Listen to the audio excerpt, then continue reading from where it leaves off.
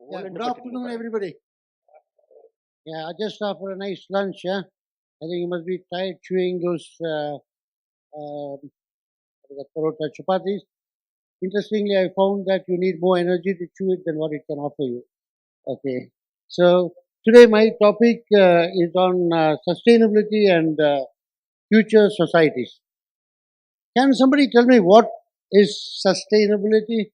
We've been talking so much about it from the last 2 days, and of course, this is a word that goes around and you at least see twice, two places in a newspaper every day.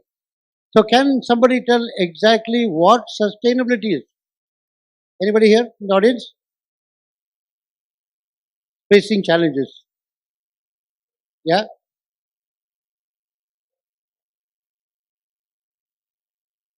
Yeah. That was the first definition which was offered. I'll come to that.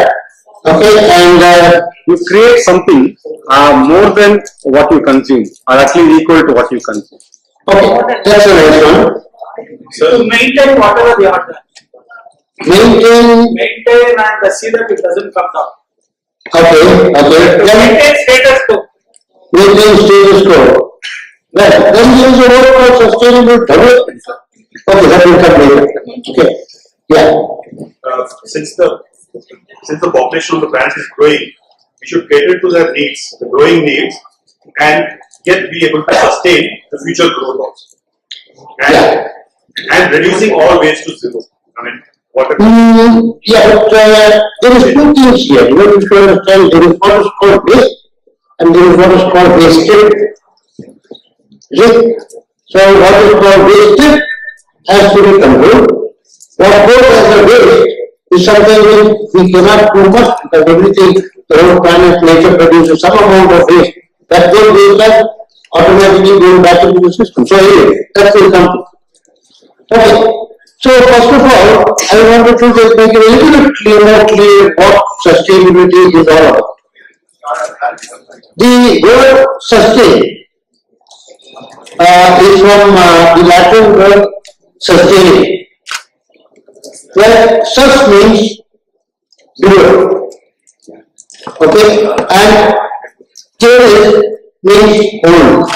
That means when you talk about sustain, hold it from below.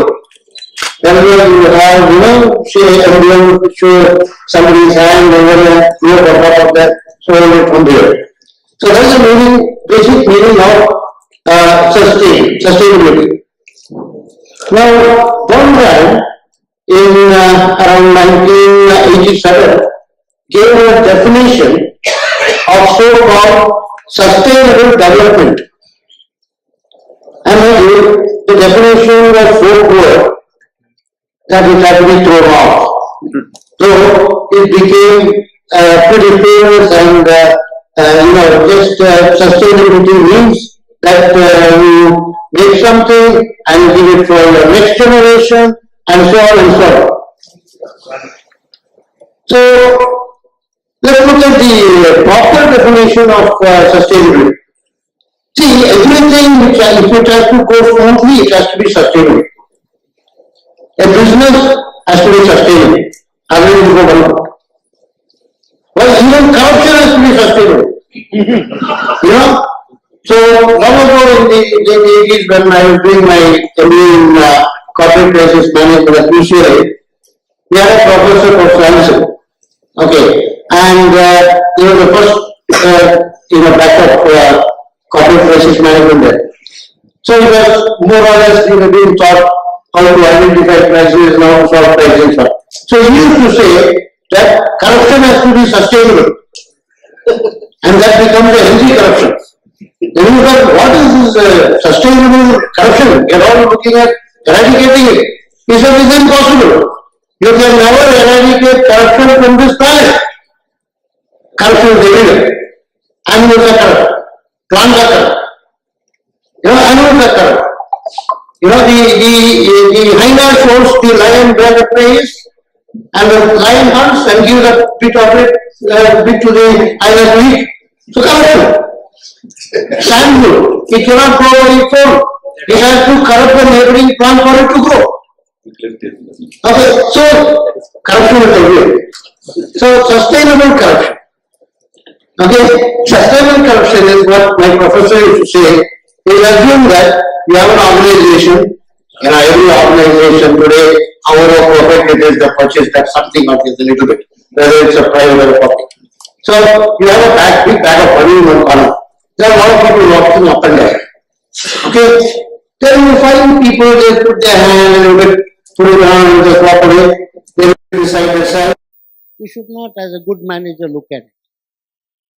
You have to only look at to see that it is sustainable. Now, what is sustainable again? See that nobody carries the bag. That is sustainable corruption. If sustainable corruption happens, no scams will come out. You see, the corrupt guys don't know how to, do real corruption. So they get caught. Okay, that's besides. So, coming back to sustainable development, the original definition was flawed. It was not okay. The reason, because they called it sustainable development. Sustainability and development are two different things. In the sense, sustainable development is a solution. But it's not the problem. Sustainability is the problem. Okay. So the definition is wrong because the word development came into it. And development means what? It's money. Correct? Anything which is developing will have money.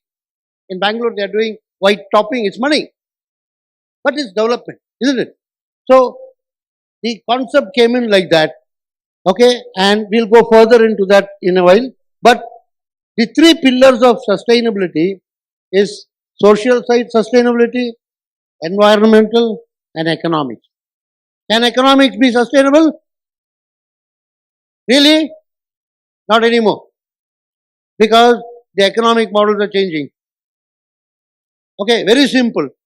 Okay, if I have to go, let's say, to Hyderabad or to Kerala or somewhere on a bus, in a weekend it's got a different price. Okay, on a festival it's got a different price. Okay, so I'll come to the economic sustainability as we go.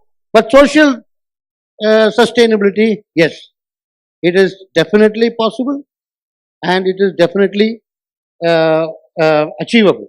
Environmental sustainability, yes. And any kind of sustainability is also having its own business pluses, provided you look that what you are doing is also a little bit of giving to the society. You see, so that is the three pillars of sustainability. So, what is economic sustainability? It is to the ability to maintain the rates of renewable resources, harvest pollution creation, and non-renewable sources depletion that can be continued indefinitely. I am reading this out for you because it's not very clear there, especially for people who are sitting in the back.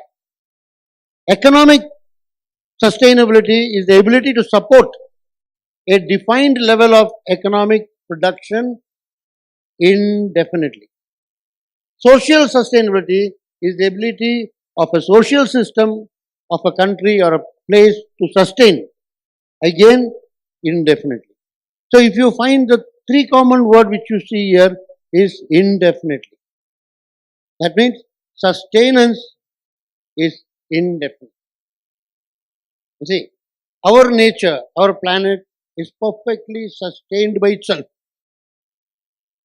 from a long time till a virus called humans infected it. Okay, and everything started going. You know what happens when there is a viral infection? We are now growing faster than the viruses. Okay, and this is where the problem started. We started creating issues and problems. So it's now, especially the generations which were in the last 50, 60 years are the ones culprits who created all the problems on this planet. Now we're sitting and talking about how to solve it. Well, we better solve it. We have no choice. Okay, what went wrong? That is what I was telling you about. Why it did not. Why sustainability did not take shape. From 1987, when the first definition was given, by now we should have been sustained very well. But the issue is different. Okay, the definition given by Brundtland, okay, it was more inspirational than it was practical. It was not measurable, and a lot of controversies were caused behind this. And one of the most important thing is that when you said sustainable development, development issue came in. Then the businesses came in. Then the issue of poverty came in. Then elevation of poverty came in. So should poverty really receive the top priority? Do you think we can, destroy the whole planet where we live in the name of poverty? It's not possible. So priority to given to poverty was not the right solution in the first place. Poverty has been existing from the time human beings existed on this planet. Famines have been there, droughts have been there, but it affects only a small group of people. But sustainability is important for a larger group of people, which we are talking about the whole planet here. So the word development, I told you that was the mistake done in the first definition. Development means economic growth to most nations. This is what we talk about development. What is development? Economic growth. What is development? Good roads. What is development? I collect more tax. These are all developments. Now, to these, most of the countries, most of the nations, development means economic growth. Development means you make more profit. You may sell more. Okay, so the moment the development came into that, the first word, the sustainability, lost its charm. So the another meaning for development is, as I was telling you, sales growth. Sales growth means profit growth. So I don't care what I do for a short-term growth. So as entrepreneurs, as business people, we need to think of something very important. We are not looking, you should not look at short-term gains. We should always look at long-term benefits. Then the issue of you creating problems in the environment, in the social system, will not happen as long as you think in this manner. Okay, I think I've given a very brief idea of what sustainability is all about. Now, I think you must have got an idea what sustainability is. Now, I come from a research background. Okay, we are one of the, I think the oldest, around 25-year-old organization. I think we are the first privately funded and privately managed and controlled research organization in this country. In the last 25 years, we have we could earn about 37 patents in various areas, not just into environment or in this one. We work on environment, we work on healthcare, we work on telecommunication, we work on water, we work on energy, we work on oil, we work on gas, but we also work on entertainment. We develop even games for people to have a better quality of life. So, some of the things which we worked out right from the beginning, our organization's motto is do something to solve a particular problem. So, do nothing where there is no issue. So, that is how we came in. We do a lot of work on healthcare. Our healthcare activities, we work on mainly orphaned diseases, or what we call it as in the medical term, orphan indication. We work on cancer, we work on cerebral palsy, we work on Parkinson's, we work on Alzheimer's. So these are the diseases which we work. And we look at the futuristic aspect of the society. So, as my talk is on sustainability and future societies, let me tell you a few things. Future societies, let us take healthcare. Future societies, healthcare will be far, far different from what it is today. 30 years from now, okay, mark my word, 30 years from now, there will be no death. Death will be optional. Like you have retirement age, government will fix termination age. Okay, that is going to be optional. Why I say is there is a lot of development that is happening technologically where we are in some way part of it. Now, the diseases of the future is going to be engineered. That means you engineer cancer, which we are already doing. Okay, there's going to be no chemicals used as medicines. You know what is the environmental impact of that medicines? 20% of the population is sick. Okay, and 20% of the population they are on one or the other pharmaceutical chemicals they're consuming for their health. 10% is the bioavailability.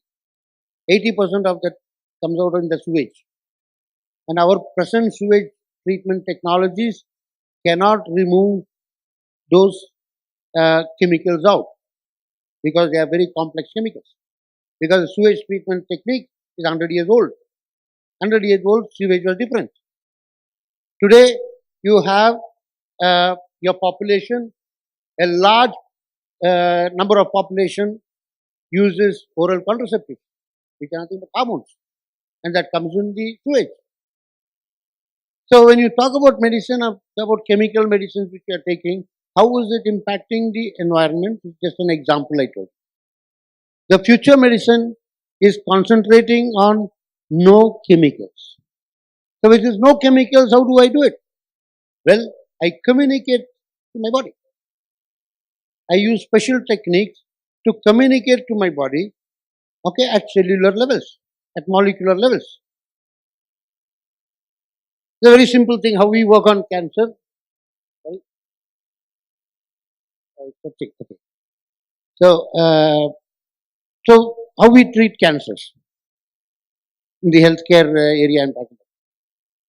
Cancers are part of our body. They are cells that are in our body, and these cells are once upon a time normal cells which goes into rogue cells. And what does these rogue cells do? They keep multiplying continuously. Why do they multiply? Because they don't know when to stop. Now, why they don't know when to stop? Because there is no signaling factor. So in cancer, it is very simple. Human tissues, human cells multiply 50 times in a whole lifetime. At the 50th multiplication, 50th time it has divided, okay, in the cell from the nucleus, there is a signal that goes which makes the cell to produce a particular protein which is called P53. And the moment P53 is produced, the immune system will understand that this cell has reached its old age. And then the cell goes into what is called apoptosis, that means programmed cell death. And cell is taken from there, taken to the spleen, another organ in our body, and all the useful things are removed, recycled.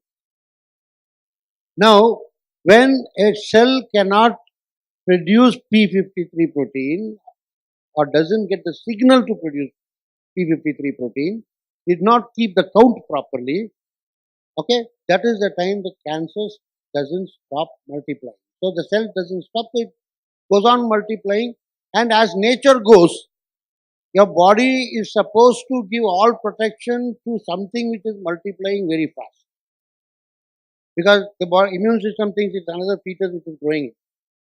So it gives all the protection. So drugs cannot act there so easily. So what do we do with that? We use a technique, what we call it as fast radio burst. I think if the former chairman of ISR was there, he could have given a small gist about what fast radio burst is. fast radio bursts are special kind of radio signals. Okay, special kind of radio signals that we get from outer space. Of course, we don't know for what it comes. We don't know. It was only discovered in 2007. Okay, but we've been using fast radio bursts from 1987. So fast radio bursts are signals that has got, if people can understand radio waves a little bit, radio waves are part of electromagnetic radiation.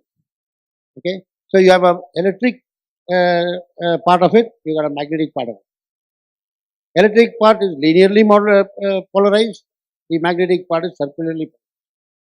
Then it becomes electromagnetic wave, and that is what is your radio wave, one of the part of the spectrum, and that is what you use in your mobile phones and everywhere. Now, fast radio bursts are very high intensity radio waves that can be specially modulated, and both electric and magnetic components are circularly polarized. Okay, and this is produced when high intensity radio waves pass through very high strong magnetic field, and this is what we call fast radio bursts. So we use fast radio bursts to communicate. Rather, we communicate to the cells by asking it to alter certain things in the cells, okay, by which the P53 can be produced again and the cancer stops growing. So, coming back to our organization, so we have two research centers or laboratories. One is called Scalene Energy Research Institute. Scalene is like in Scalene triangle. Okay, the meaning of that is it's a triangle that does not have any of its sides equal nor any of its angles equal, but still harmoniously remains as a triangle. It's an interesting concept there.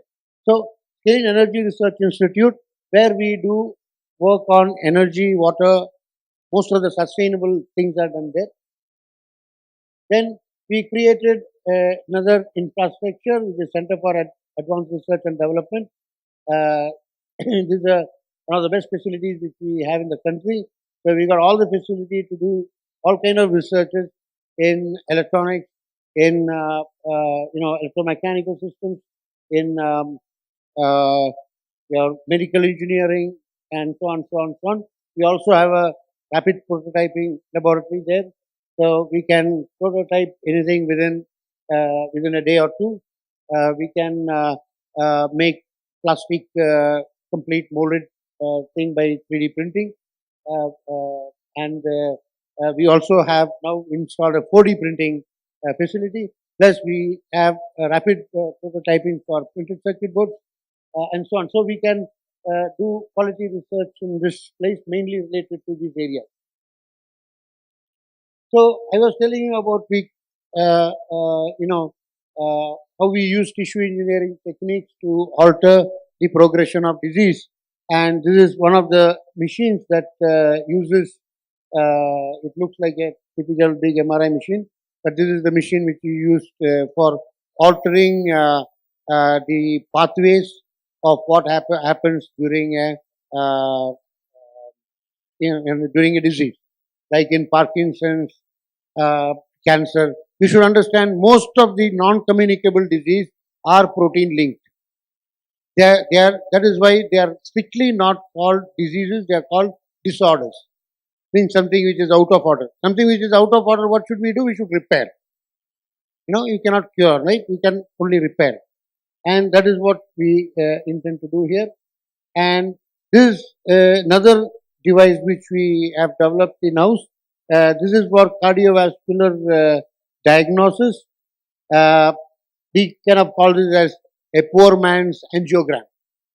Angiogram, you have a heart disease, you have a blockage in the heart. They put a catheter in, and then they find out where the block is.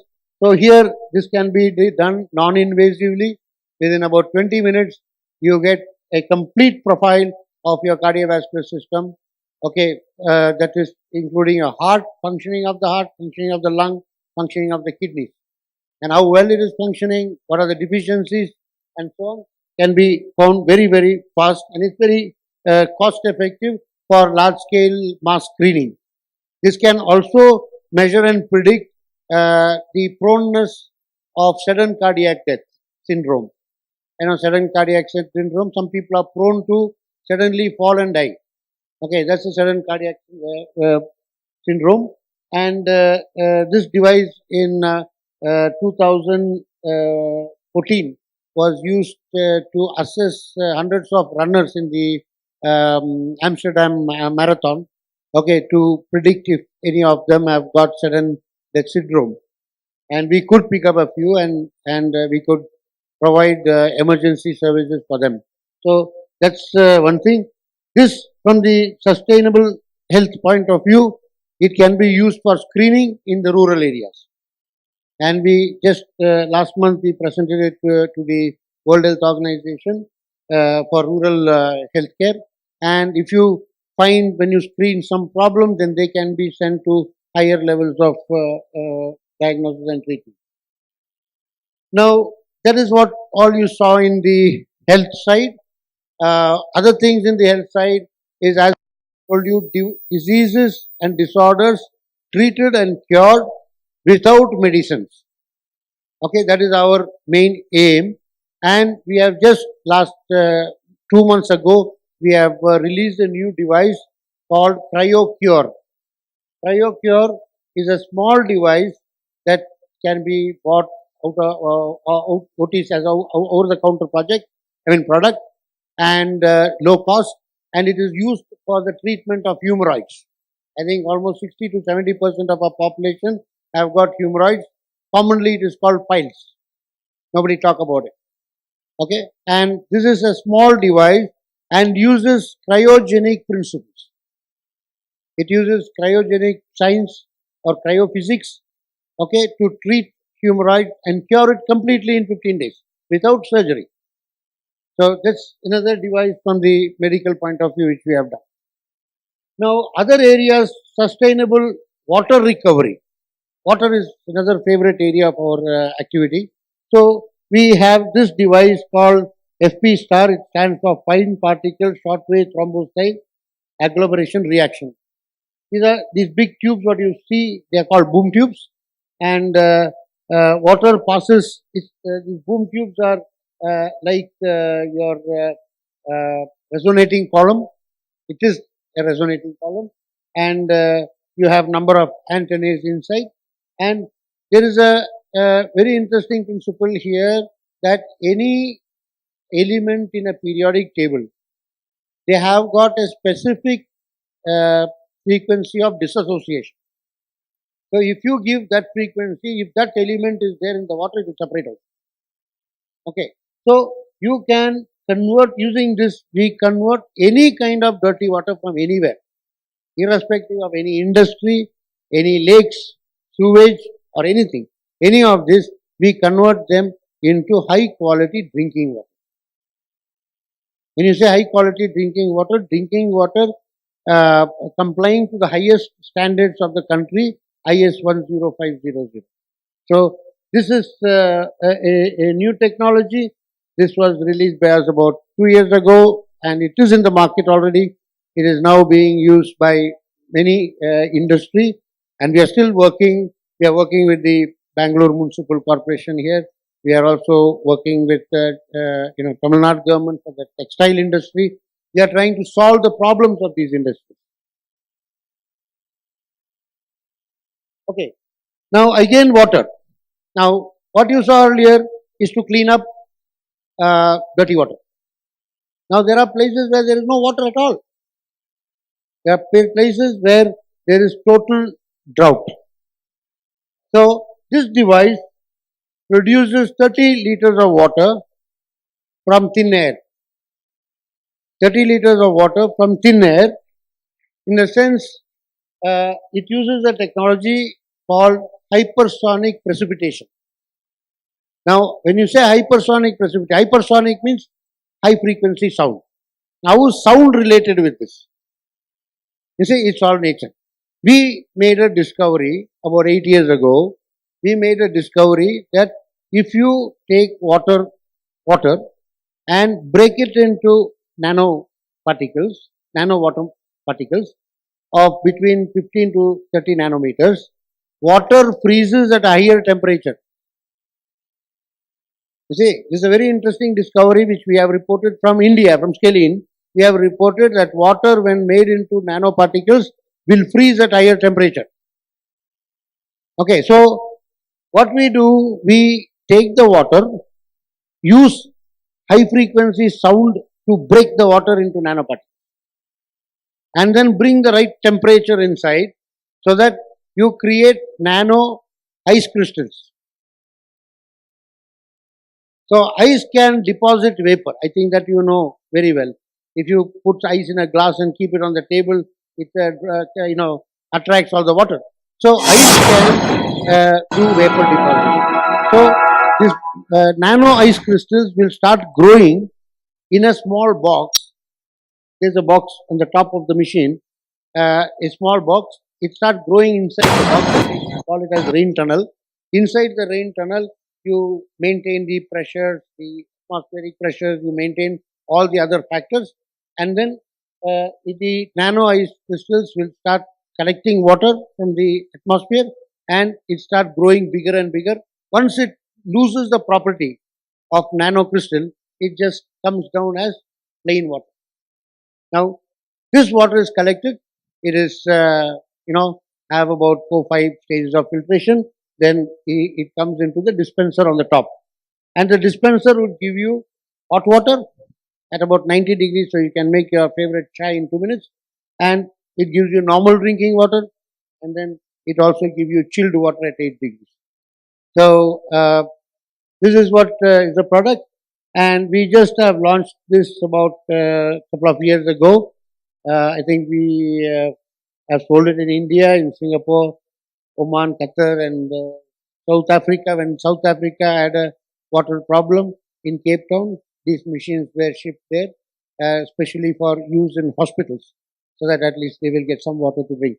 And it produces very hygienic virgin water. That means unclustered water. So the water which you get from here is what water you would get maybe up in the Himalayas. I think somebody must be using it here. Anybody got here? This machine? Is it? Okay. So this is the product, which is again looking at from the point of view of sustenance. Now what happens? If I have a solar panel to run this, if I have this machine installed, I get perennial water, perfectly sustenance.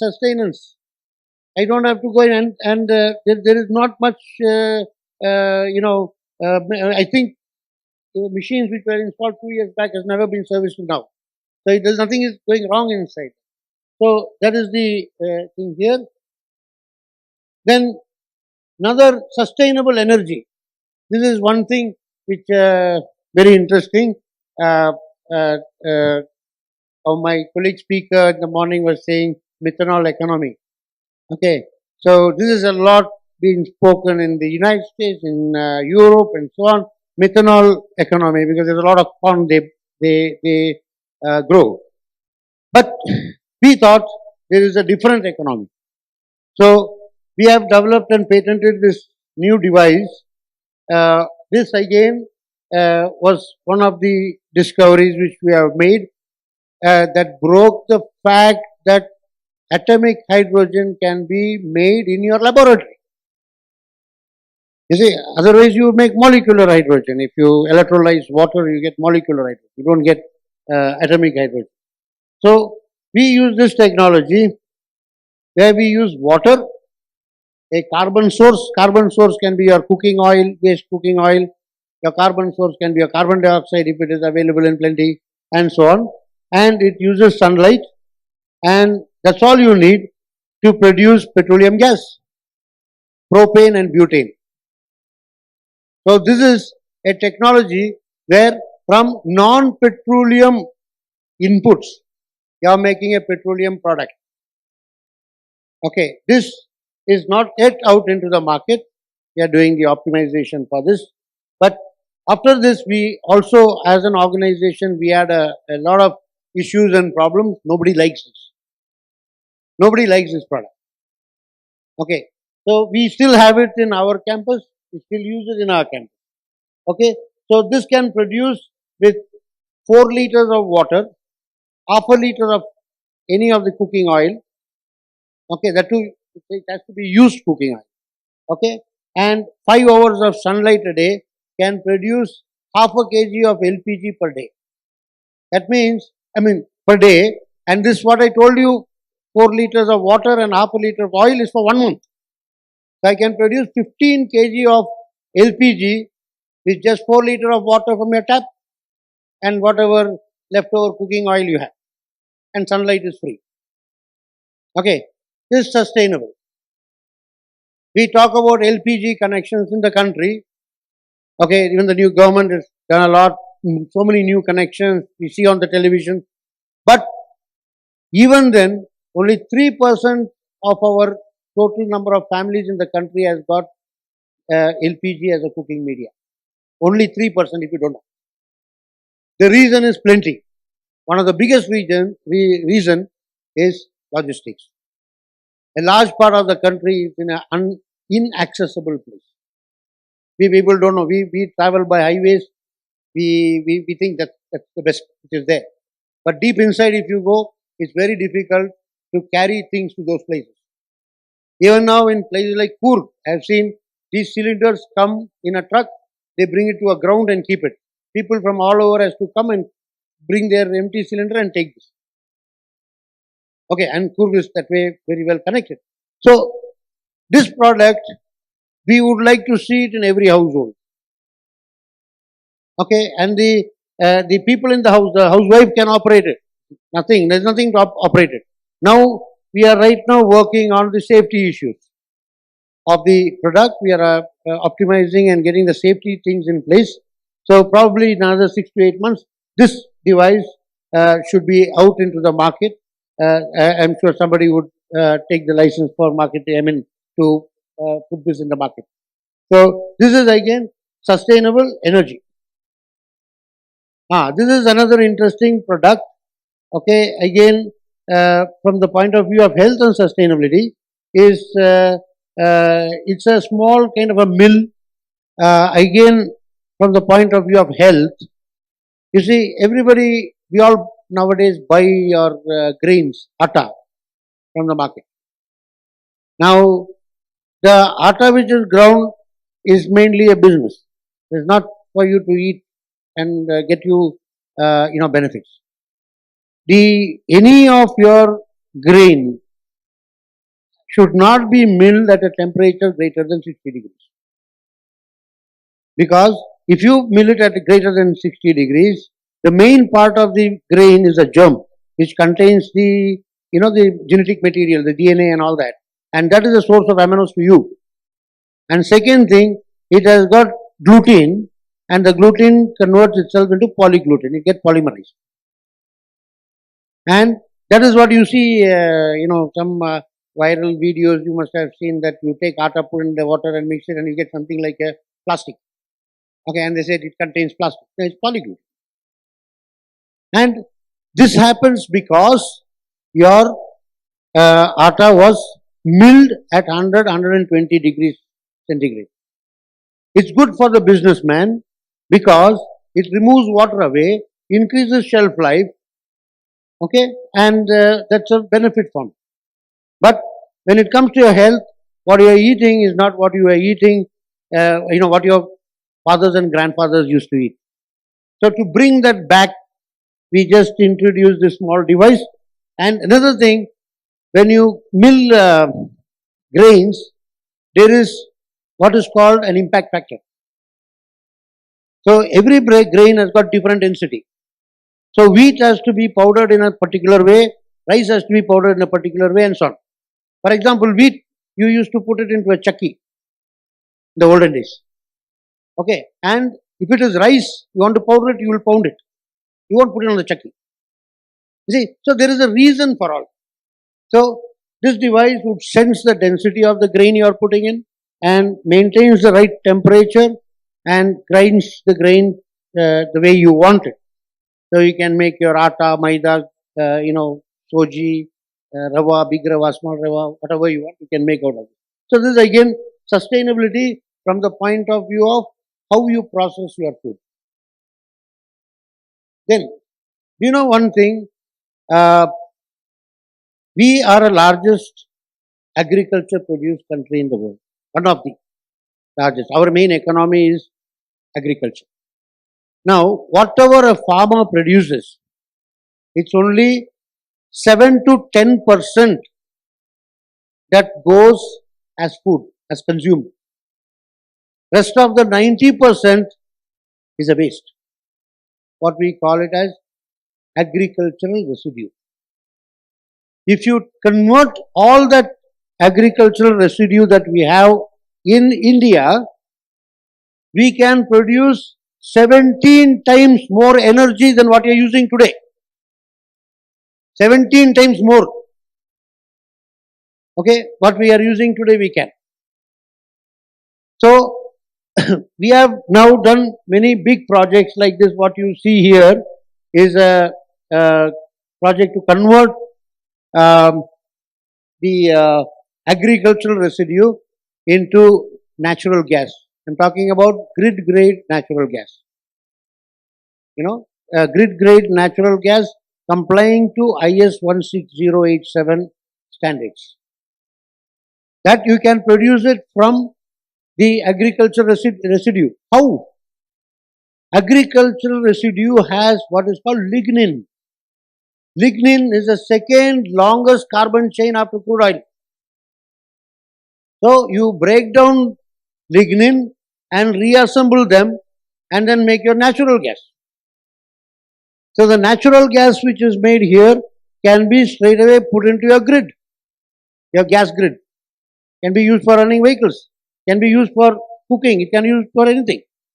So as a 4 years ago, this is a old plant, this is also about 4-5 years ago, and this uses brewers spent grain. Grain after they make beer, whatever you get with grain, they use that here. So when we first went into the agricultural residue market, okay, in Coorg, we selected a plantation, a big plantation, and we had to explain to them that you see coffee berry has 17% money in it by way of coffee seed, coffee bean. Okay, rest of the 83% of the fruit, okay, goes as fruit screen, the mucilage and other things, part of the fruit. I said, where is the money of that? But the sun took all the trouble to do photosynthesis and build the tree and make the fruit. You took all the trouble putting it water and nutrition, and you get only 17%. This is a very bad business. Then we said, why don't you do this? Today, they process 125 tons of coffee residue. After processing coffee into coffee bean and exporting it, they produce the wasted, I don't call it waste, we call it wasted. Okay, the material is 125 tons, which was earlier creating trouble for the environment in Coorg. Today, that same material is broken down, and when we said in Netherlands, the Schiphol airport, that you're breaking down lignin at 96% efficiency, they said no, it's not possible. They sent TNO. You know, TNO is an organization in Europe that goes after scientific claims. If you claim something wrongly, they go after them to investigate. So they put them on us, and we proved to them this is how we do Indians. And that way we could convert 150 tons of waste coffee material, as I'm talking about fruit skin, the mucilage, the mesocarp, the other things which is there part of the fruit. That whole thing together, now they produce there 1.2 megawatt of electricity and 7,500 tons of natural gas, which is put into canisters and taken and supplied to hotels and resorts and other things there. So the farmer there makes money, not only on his coffee bean, but also on the stuff that the fruit produces. Like that, if you take every other agricultural commodity, agricultural produce, you can convert it into good grid grade natural gas. And as a byproduct, you can make also dry ice. Okay, and the dry ice can be used for refrigeration in the rural setup. And the third thing, you can get fertilizer out of it. Actually, not fertilizer, bionutrient, because all the carbon and nitrogen is removed off. So you will get all the 14 different trace elements, which is important for the plant. Plants, they basically need trace elements. They don't need protein and carbon, carbohydrate and so on. So that goes in there. It produces a huge amount of alkaloids. Alkaloids can be enriched and used as a pesticide. What do you want? You have everything there. Sustainability again. Okay, this is, I already discussed with you about what our organization is about, all that. And just a little bit of highlight. We are a organization, we do research. It is not a not-for-profit organization, it's for-profit organization. We have our technologies either manufactured by one of our group companies, or it is manufactured by somebody who licenses it from us. And 40% of all our revenues are spent on research. We have over 40 new technologies in the last 25 years, which we have, which is already into the market. In fact, we have 93% throughput, IP throughput. The patent throughput, from the time you take a patent and it comes into the market, 93% of our inventions. We have 36 patents in different fields. All our patents are original patents. That means the one product or one technology has one patent. It's not that one technology, one product is there and I take 100 patents for it. All original patents. So 5% of revenue we spend on student development and scholarship, and we are internationally certified by many agencies. So we always practice